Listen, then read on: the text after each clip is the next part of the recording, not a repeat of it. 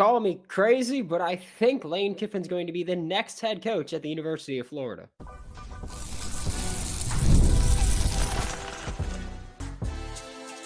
You are Locked On Gators, your daily podcast on the Florida Gators. Part of the Locked On Podcast Network, your team every day. Hello and welcome back to another episode of Locked On Gators, part of the Locked On Podcast Network, your team every day. Thanks for making Locked On Gators your first listen of the day every day. We are available daily and free wherever you listen to the podcast and on YouTube. Happy Monday. I am Brandon Olsen. Find all of my written work about the Florida Gators with swampsignal.substack.com, where I also spoke about Lane Kiffin this morning. Today's episode of Locked On Gators is brought to you by Game Time. Download the Game Time app, create an account, use code Locked On College for $20 off your first purchase. And like I said, I am increasingly believing that Lane Kiffin is going to be the next head coach of the University of Florida based on what I'm hearing. And there's a couple of important things that we could talk about with this. First off, this is based on what I'm hearing from speaking with people on all camps. I will also say this. There is a very strong base in LSU that still very much believes that Lane Kiffin is going to LSU. I'm not saying this is a done deal. I'm not saying this is close to a done deal. I'm just saying, based on everything I'm hearing and what I'm piecing together, I still believe that Lane Kiffin is going to be the head coach of the University of Florida. Hopefully announced the end of this week, right? And again, I'm not saying this is a guarantee and things may change. Like I said, it's not a done deal in any direction. But I do believe that from what I've heard, it's going to be Lane and he's going to pick Florida when it's all said and done. And there's a couple of things here, right? We could talk about all the personal ties, right? And the personal ties to Florida, they matter. Okay, they do. I know that there's people that say they don't. They do. I think that when we hear all this about Lane, which also, like, let's just also be clear about this. And we spoke about this in the Locked On Gators Discord yesterday. Some people brought it up a couple times. I think it was Rogue. And basically said, you're dealing with a coach that loves attention. You got to bring the attention, right? Like, you got to bring the pizzazz, basically. I don't think that's true. Like, I know that everybody talks about Lane Kiffin as this this narcissist, selfish, for lack of better term, and I'm not even sure I'm allowed to say this word, but I think in context I can, an attention whore. Like we talk about this with Lane, and that's the thing. And the thing is, though, for much of Lane's career, moves that he's making, he generally likes to be quiet. Like he generally likes business moves to be made pretty quietly. And only one side has been quiet here. I don't think that because Florida's been quiet, that means Florida doesn't have momentum or anything. And I think if you do think that, that's probably a pretty flawed process. Shout out to Shea Dixon, who, wrote on, I forgot what, the LSU 24/7, if I'm not mistaken, where he's like, look, like Florida's so very much in this. And I give him credit for acknowledging it, because it's really easy to do the thing that LSU is doing and the national media is doing and pretending that this is, LSU or nothing for Lane. Like people aren't acknowledging Florida enough. And I know that yesterday reports started to come out that were like, wait, what if it is Florida? Like, what if Florida is the right move here? Which again, I still, like, from who I've spoken to, I believe it's going to be Lane Kiffin. And I'm not saying that like, oh, I'm 90% sure. I'm like 50% Florida, 40% LSU, 10% Ole Miss. Those numbers aren't exact. I'm not going to pretend they're exact. But I'm saying like I don't think Florida's running away with this. I think that this is just trending in Florida's direction right now. And I do think that, doing things quietly is the way Florida has intended to do things. And I will say I commend it, right? Like there's a couple things here that I do think are very important to acknowledge. And one of them is something I acknowledged on Saturday in the post-game live show, and I've told the Insider program this before, which the link's in the description below if you wanna join that. And I've spoken to people about this. The way that I look at it is that one side's getting played here, right?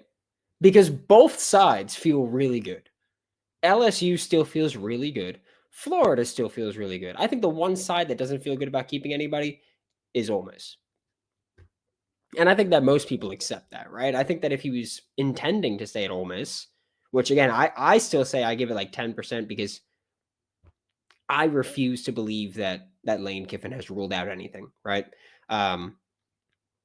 But I will say the one side that doesn't feel confident is Ole Miss right now. But I think that one side is getting played, one side isn't, and one side's going to look foolish, right? And from Florida's side of things, if Lane is the hire at Florida, Florida gets to go, we told you so, to everybody. Because if Florida hires Lane, despite how publicly they've tried to write Florida off, they meaning national media, LSU media, Ole Miss media, if they've been trying to write Florida off as it's not happening.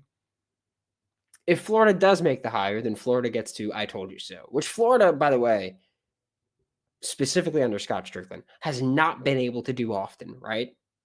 Like things have felt good for Florida and gone poorly for Florida multiple times. And I do think that that's what gives some fans pause where they say, I've told the insiders, like, yeah, like people I've spoken to still feel really good. Okay.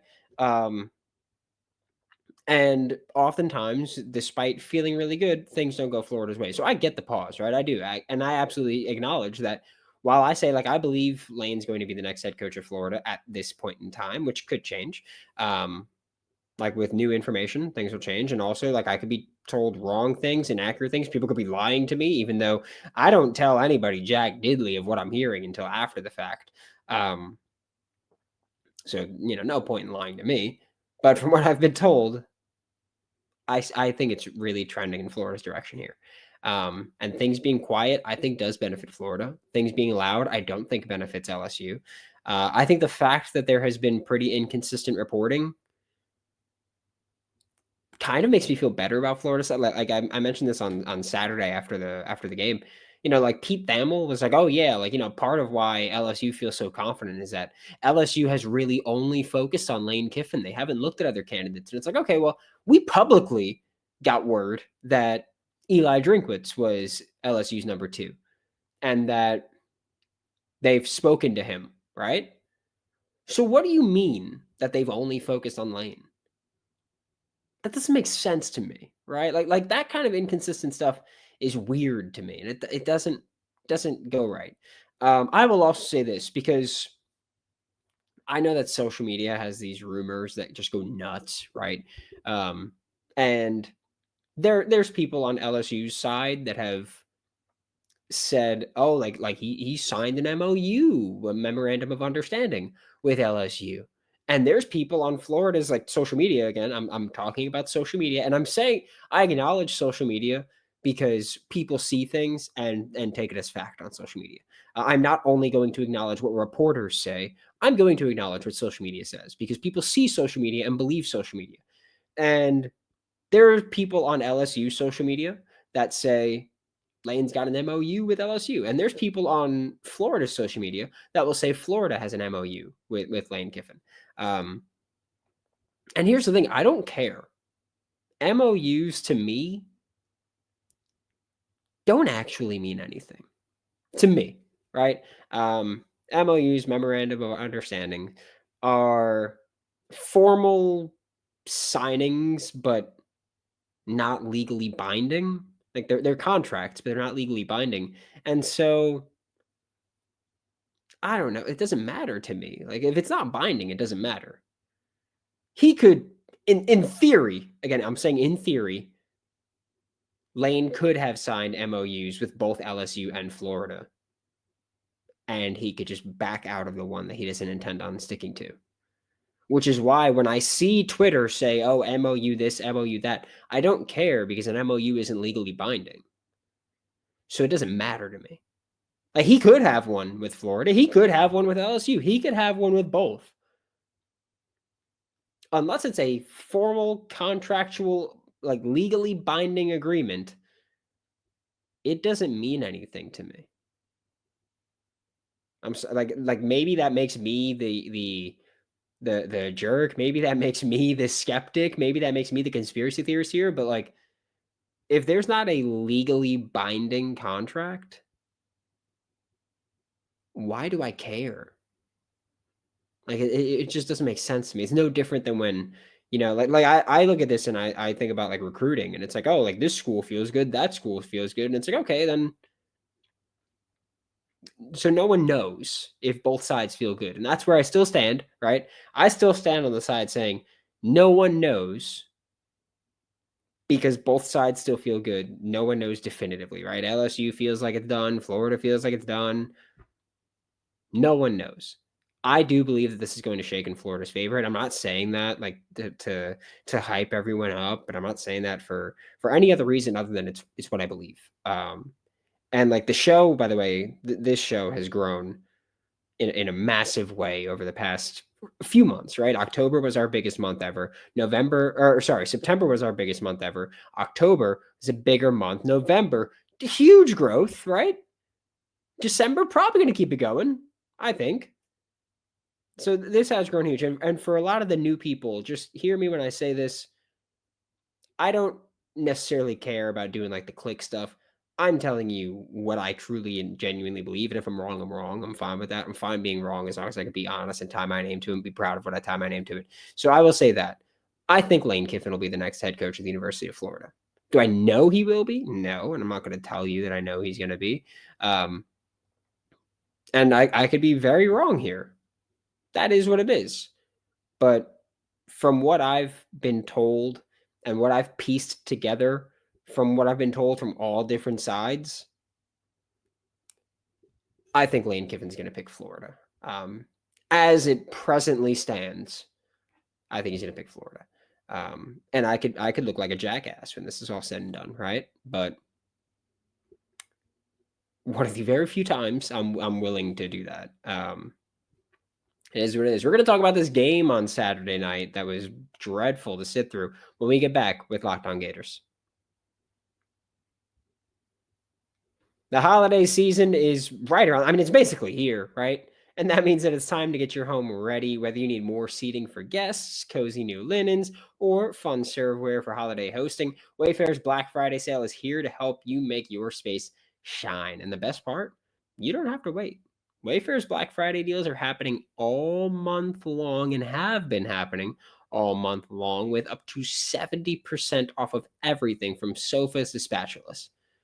It's crazy. Don't miss out on early Black Friday deals. Head to wayfair.com now to shop Wayfair's Black Friday sale for up to 70% off. That's WAYFAIR.com. The sale ends December 7th. Thanks for making Locked On Gators your first listen of the day every day. We are available daily and free ever since the podcast and on YouTube. And the Florida Gators faced the Tennessee Volunteers this past Saturday. It was a dreadful game where Florida scored 11 points, which a couple of important notes to that. One, that was Florida scoring 11 points against a Tennessee defense that had not held an SEC opponent to under 30 points in a game until this week. This week was the first time that Tennessee held an SEC opponent to under 30 points. Not under 20, under 30. And Florida scored 11. Florida scored 19 fewer than the second least points allowed by Tennessee. Okay? Against SEC opponents. That's where we're at. This offense is horrible. Like, there's no other way to put it. This offense is terrible. There have not been many coaching changes or not many adjustments made by this coaching staff since the firing of Billy Napier offensively. I do think they've done some things better. I think the run game schematically has gotten better. I still don't think that they've been good because I think that they're not a good run blocking line. But I do think that, yes, they've gotten better schematically here. They've gotten less of the backbreaking penalties in recent weeks, right? But this is still a team that they're like the offense is just letting them down. It's as simple as that. This offense is just letting down this entire team right now. I will say that the run game with Jaden Ball was working against Tennessee, but at a certain point, like by the time you could get anything going offensively, you were already out of the game, right? This is a Tennessee team that they scored touchdowns on their first 2 drives, and they could have stopped scoring, and they still would have won the game. Like, this is a Florida team that is just they're not good offensively. They have Jaden Ball, and look, DJ Lagway did not play a bad game on Saturday night. He looked healthier than he's ever looked, including last year. I mean, he busted out a spin move against Tennessee, and it worked. Like that kind of stuff happens. Offensively, we saw 13 personnel. I didn't see anybody complain about it because the plays worked when they were out there, but we saw 13 personnel. We saw them come out with Jaden Ball in the backfield, Tony Livingston, Hayden Hansen, and Amir Jackson all on the field at tight end. We saw that, and they were all in line too, or all in line, we'll say. They were all in line. We saw 13 personnel, and no one complained about it. Just trying to throw that out there. We've seen the offense get some things going, right? Like when they're backed up on their own goal line, they're going to run boot slide. I would love to see them run boot slide and not backed up against their own goal line, just saying. This is still an offense that they can't figure it out. And I know that people like to blame the offensive line for everything. Let me just say, like, this offensive line did not have a bad game against Tennessee. Damien George had maybe his worst game as a guard other than the 2 Miami games. Okay.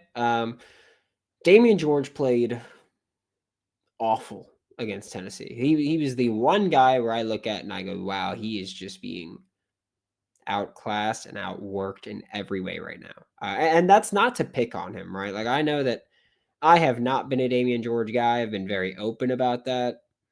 Not that I hate him. I don't hate players or anything like that, but I don't think he's very good. And I think he had a really, really awful game against Tennessee. I mean, in the run game, in the passing game, he had that one holding call where it was like, what the hell are you doing? Like, I just don't think he's very good. I wish he was, right? Like, I do think he's the weakest part in the offensive line right now, which is saying a lot considering what we've gotten from right tackle this year. But the right side of the offensive line has been bad this year. I will say that Bryce Lovett came in and played pretty significant snaps this week. And by the way, did a decent job, honestly. I don't think he does much in the run game. I don't know if he's really powerful enough to get out there and do it, which is a concern at guard, right? Like, he's not quick enough to play tackle. He's not strong enough to play guard right now. But he did a pretty good job in pass pro, especially against Tennessee. Like, that was the thing. Where Florida held up was pass protection. And where Florida's held up for most of the year has been pass protection. Like, I know people like to push this whole, like, this Florida offensive line sucks at everything narrative, and it's just not true. Like, let's just be honest about it. It's just not true. They've had some really bad games.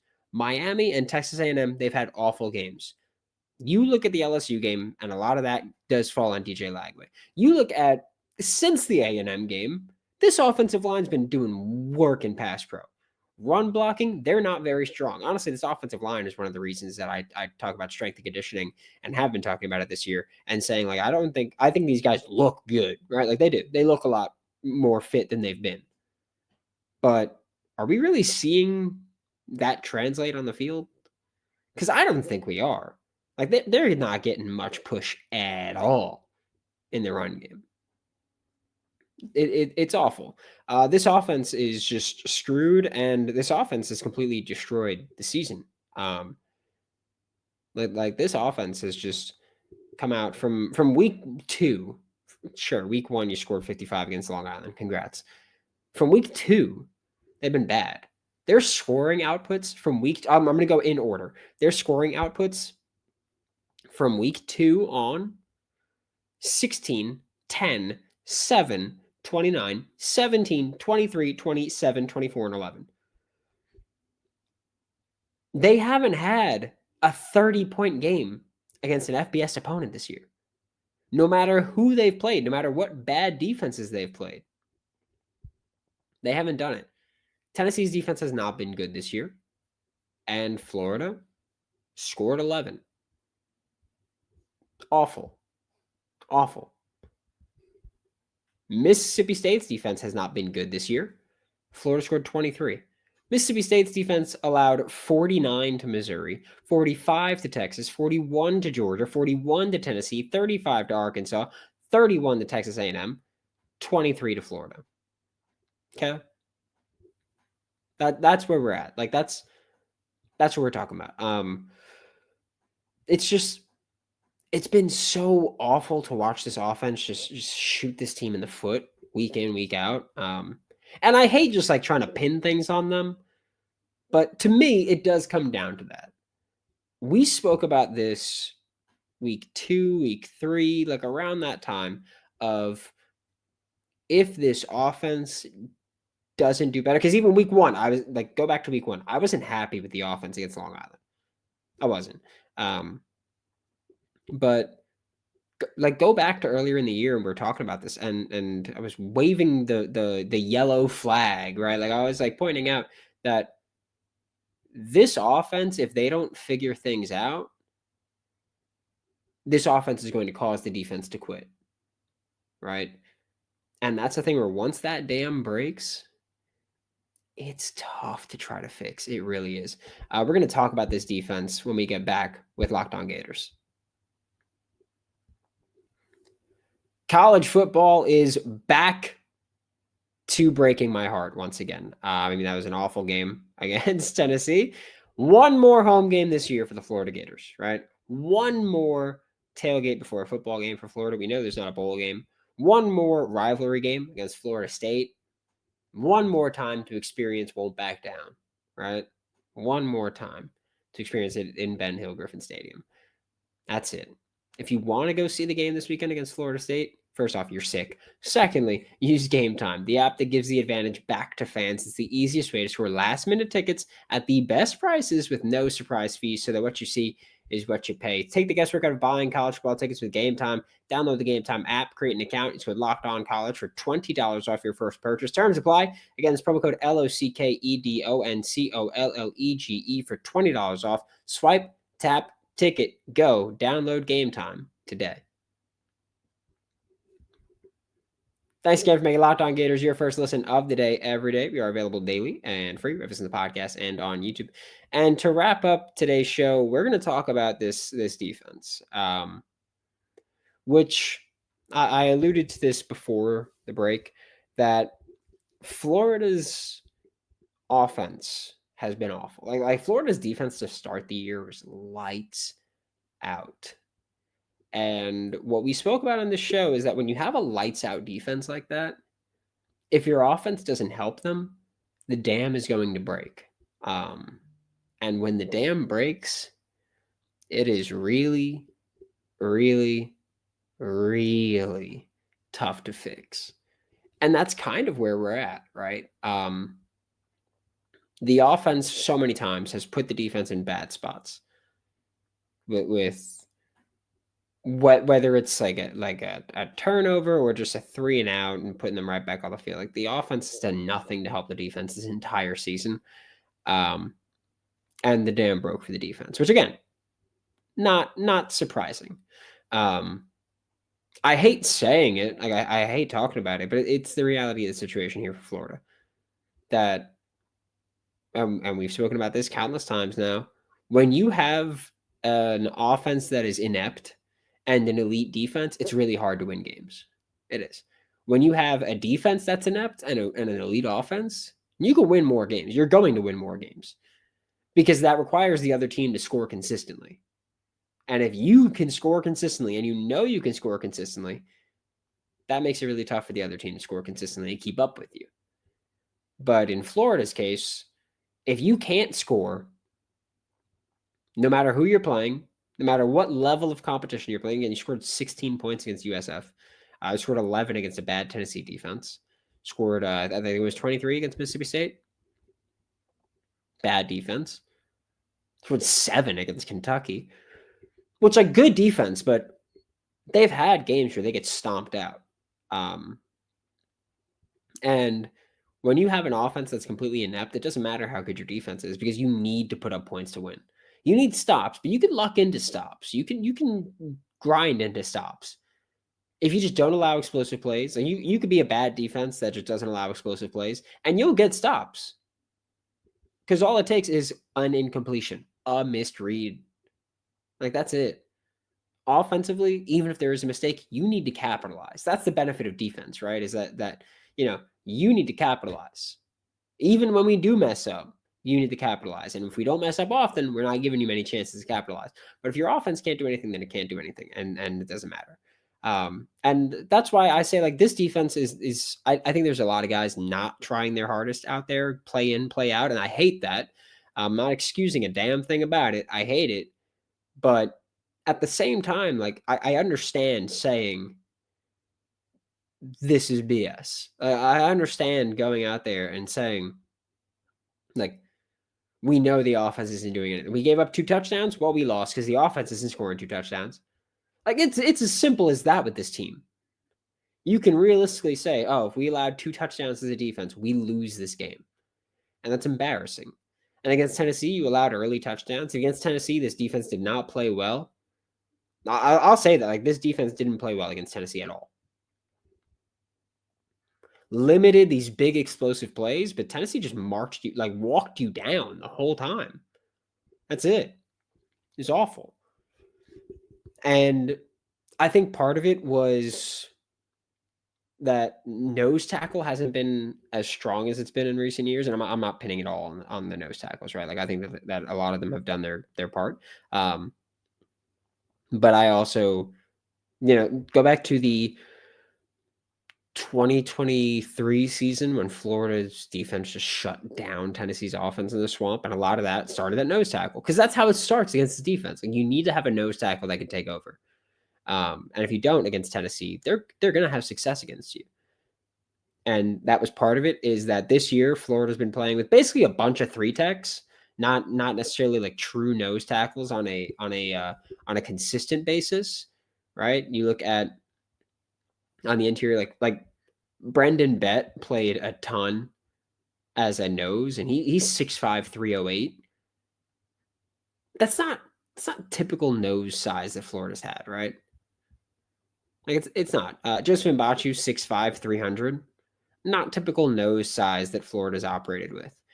They came out with a ton of too high looks and just got pummeled whenever they did that.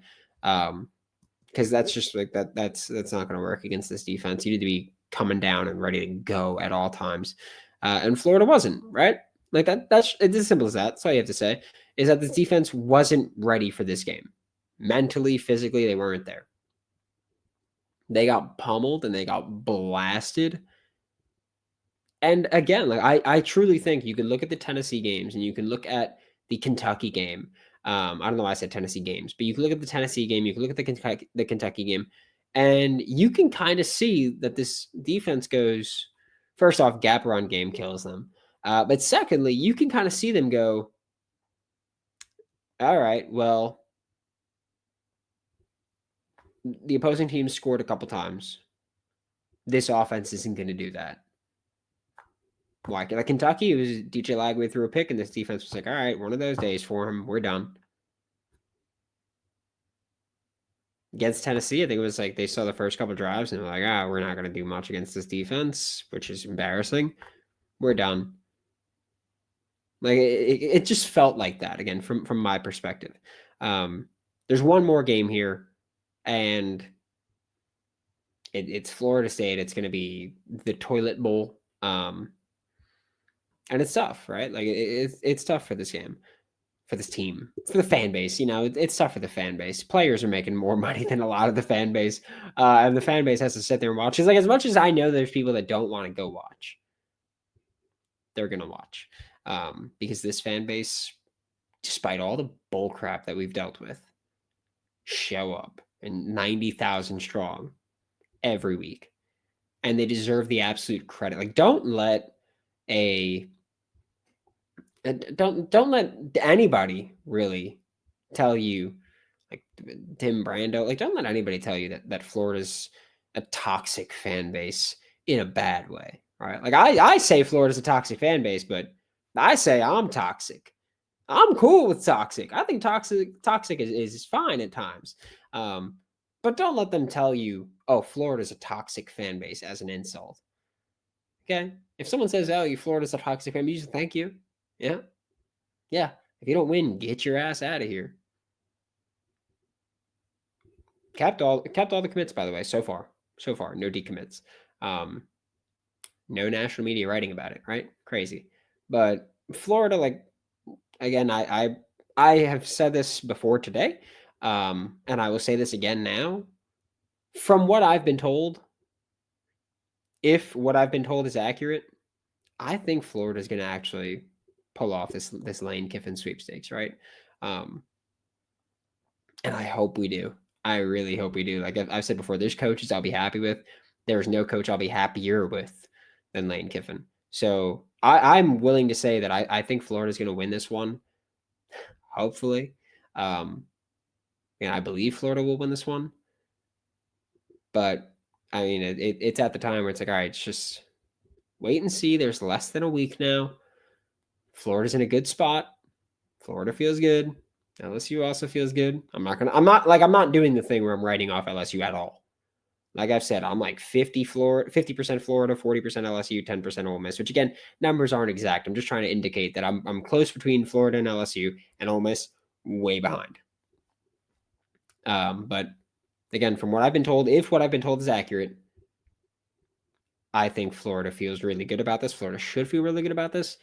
And hopefully, for once, it actually works out for Florida fans and Gator Nation. Thanks for making Locked On Gators your first listen of the day every day. We are available daily and free with the podcast and on YouTube. We will be back tomorrow at the absolute latest for Locked On Gators. I'm Brandon Olsen. Don't forget to follow me on Twitter at WNS_Brandon. Find all my written work about the Florida Gators with swampsignal.substack.com. Please do be sure to like, subscribe, comment, review, do whatever it is you want to do, and I'll see you all next time.